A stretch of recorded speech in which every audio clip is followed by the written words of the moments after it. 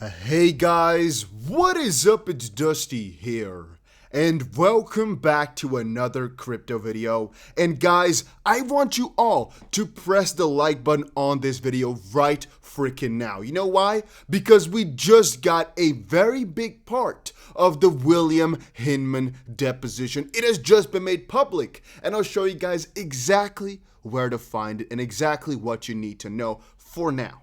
Make sure you understand, though, that there's so much information that was just published that I haven't read through it all, and it'll definitely take me another day before I can give you guys a proper summary.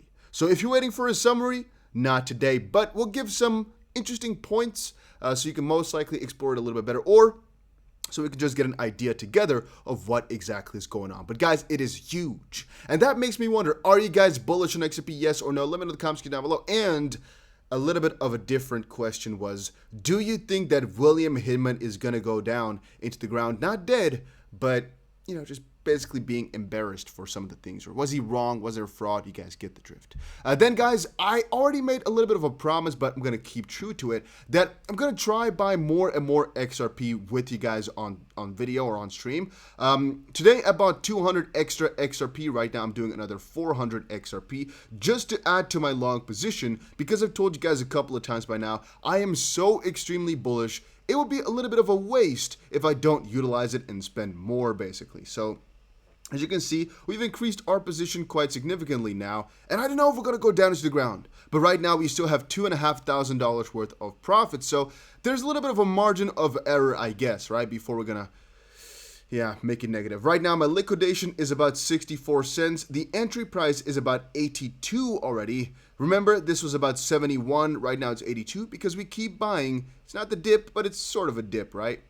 All right. James Fillen just posted on Twitter, the SEC v. Ripple. The SEC has fought its opposition to Ripple's and the individual defendants' motion, challenging the SEC's improper assertion of the deliberative process privilege, and of course, a couple of other privileges.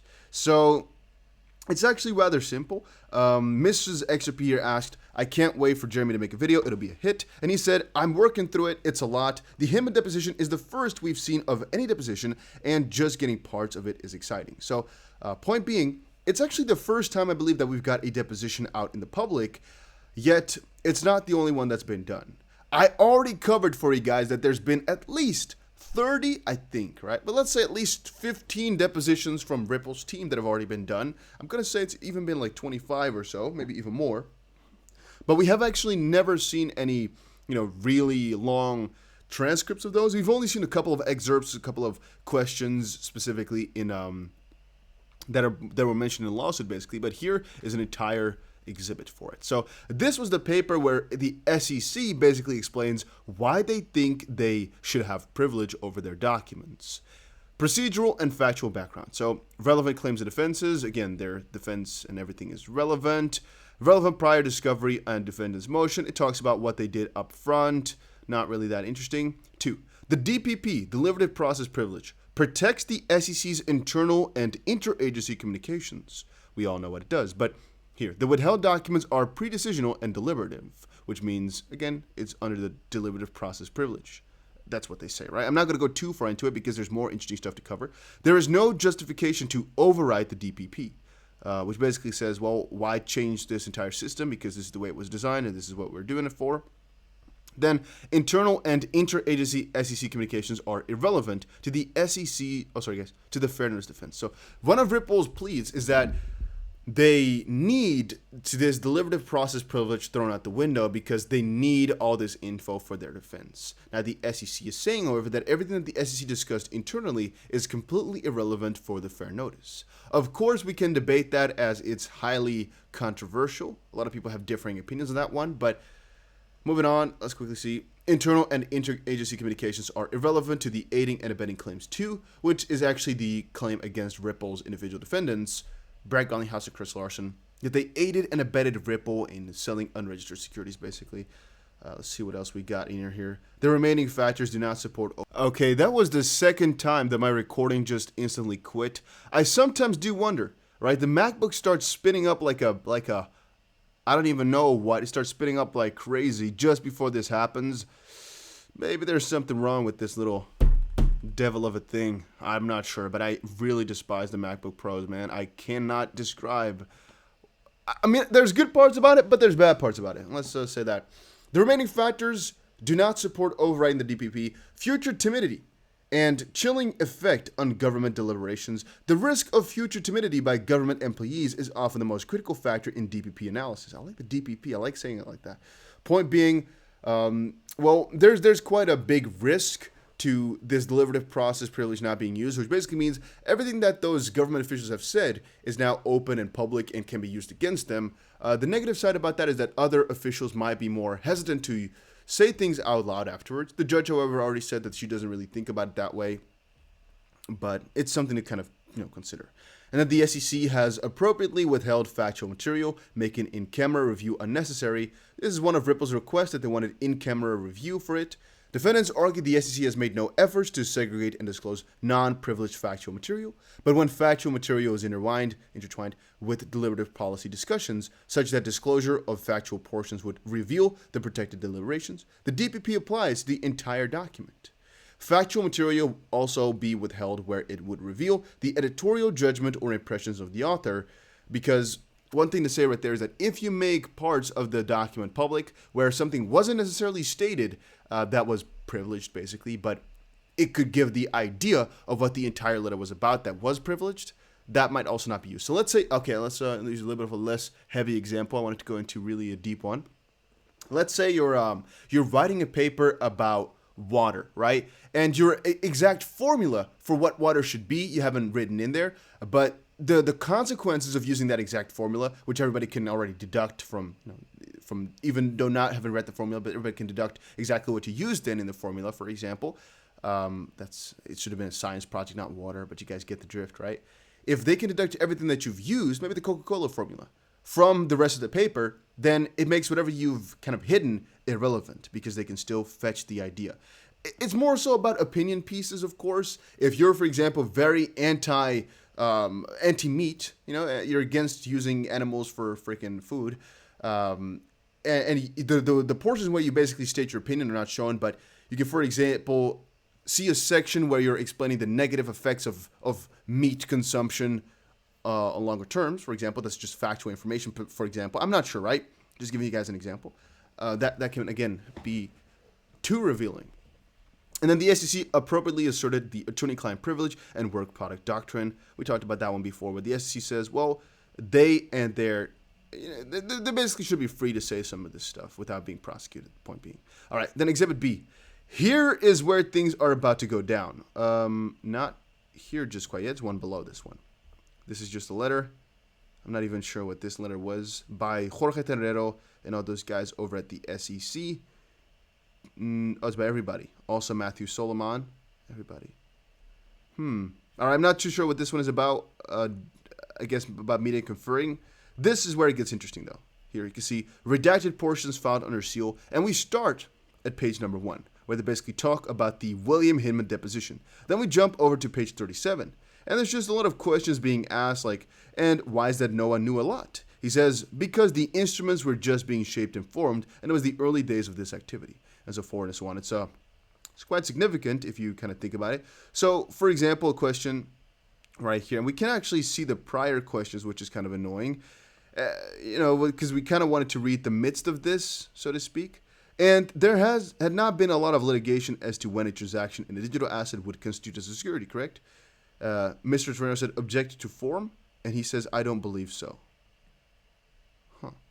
So that, by the way, Terreno is the lawyer from the SEC side. Then the question is not shown right here, but the answer is, I don't think they were ever a client. They might have been involved with matters I was involved in, but I don't think they were a client. So that is, I think, talking about, at least that's, again, my just personal guess, right? Either when he was working at the law firm, Simpson Thacher, that the Ethereum Foundation or something like that was a client. Because afterwards he's saying, or maybe the SEC being a client or something like that. Because afterwards he says, and how about consensus? He says, no. And how about Ethereum Foundation? He says, no. And then the question is, and I mean, this is in a very, very broad sense when I talked about the Ethereum Foundation, and I'm reading from language on the website. So if you'll bear with me, the Ethereum Foundation is not a company or even a traditional nonprofit. Their role is not to yada, yada, yada, right? His answer you cannot see, and things are just hidden from there on forward. But here you can see again, we're jumping all the way towards page 42. We're seeing a really small part right here. For example, we're seeing Ethereum. Can I get a spelling on Ethereum? Ethereum, thank you. And somebody asked, I'd like to now direct your attention to the period you announced your retirement from Simpson Thacher until you joined the SEC as the Director of Division of Corporate Finance. Because I didn't know what order we are going to be offering the documents. There's an internal document. And so kind of a back and forth about that one. Here's a couple pages further, though, I believe. Yeah, this is 7 pages further. Here you can see page 51. So there, page 60 here, we're jumping in really big hoops. But this whole entire document is rather significant. Let's call it like that. So here was an interesting one that I remembered. Tell me what you recall on that issue. And the answer was, frankly, the one I recall the most clearly is probably the one when XRP came in with a person who had my position before me, as well as enforcement counsel. They were interested in, is there a way to restructure what we're doing to bring it within compliance of the security laws? And the first thing I said to them was, you're continuing to offer XRP without any kind of restrictions that would apply as a securities offering. If you want to come into compliance, you have to stop doing that. And they understood. All right, that's actually the answer. Let's see before that. So anytime the Division of Corporate Finance issued a no-action letter that would be publicly available, he said that's right. So let's put aside interactions with lawyers and put and the public that are requesting a no-action letter. Yes. So one of the things you can recall, do you recall other issues that were brought to you and members of your staff about the application of the federal security laws to digital asset transactions in which they sought guidance without seeking a no-action letter? Fun fact, this is what the SEC has decided can be open, by the way. So what we're feeling right here, for example, is a narrative that's negative for XRP as it currently stands, because they're making it seem, the one that we recall is where some person from XRP came up with us asking us how we can comply with the rules, but he basically gave us an answer that they are not following within the rules, so they can't. And they understood that. And then, all right, other than the issues with respect to Ripple, can you identify any other lawyers that came to you not seeking a no action letter, but seeking guidance with respect to transaction digital assets? He says yes. The rest we cannot see, though. And so it goes on for quite a significant while right here, guys. And that's the sad part, but yet the good part. I'm also not exactly sure why they would make an entirely hidden document. Like 104 here is completely hidden, so why put it up? If there's no, they're skipping a lot of pages too, so why do that? It could be that this is, for example, one discussion that goes on for multiple pages. No. Then again, 104, and then it goes to 118, so I'm not exactly sure about that one. It's rather strange. Again, guys, you can see just how much stuff was being discussed in here, and that is also why I'm going to need a little bit more time to just go read through it all, get the exact stuff about it. I came to the first couple of pages because it goes on for a really long time, all right? I'm talking a really long time. I've just been scrolling. We are at page 300 right now. It's getting crazy. Question. So the only commissioner that you cared about was Mr. Clayton. And he says that's not true. Do you know whether Mr. Clayton had a relationship with Consensus or Ether? And he said, not that I'm aware of. There's so much stuff right there. Objection to form. He says that a lot. Yeah, but once more, guys, I'm going to need some more time. So if you're wondering what I think from this, I don't really know just quite yet. There's going to be so much reading that I'm going to have to do because even though out of these huge amount of pages, most of it is not for us to see yet, there's still a ton of stuff, right? Because right now we are at page 400 already, for example. This is going to be... It's going to be one hell of a night, guys. It's going to be one interesting night for me. Maybe we should live stream for 24 hours, just reading through this deposition. Because, if it's in person, it looks like it's, for example, 4 hours long, right? Maybe. But for me, there we go. There we go. It's the end of things. Reading through 420 pages is, okay, it's 91 pages in actuality.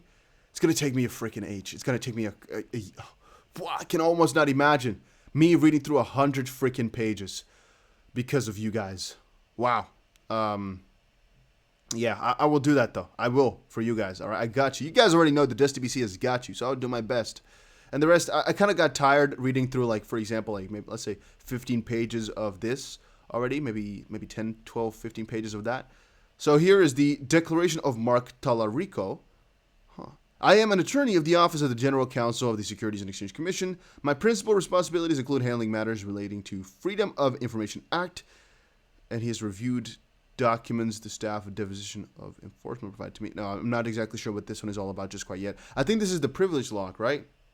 Yeah, so he's the guy who oversees that, and is given a privilege log explaining everything that they think is privileged information. Like, for example, an email chain reflecting communications regarding XRP.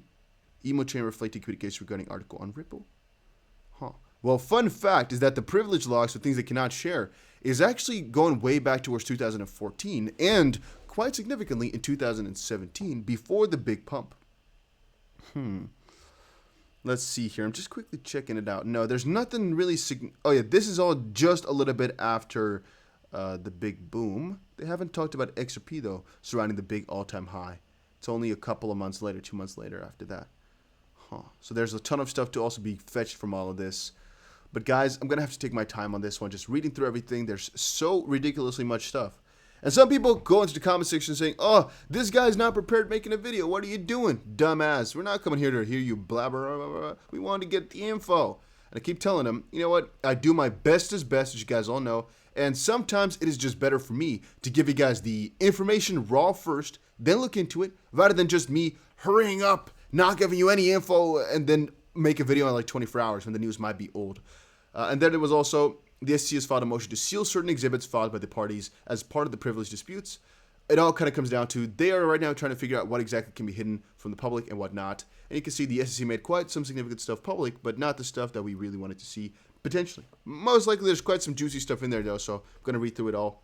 And I'll most likely come back with another video soon talking about it. So yeah, that was it for today's video. Make sure you check out Bybit. A link is down below. And I'll definitely see you guys again in another crypto video later today.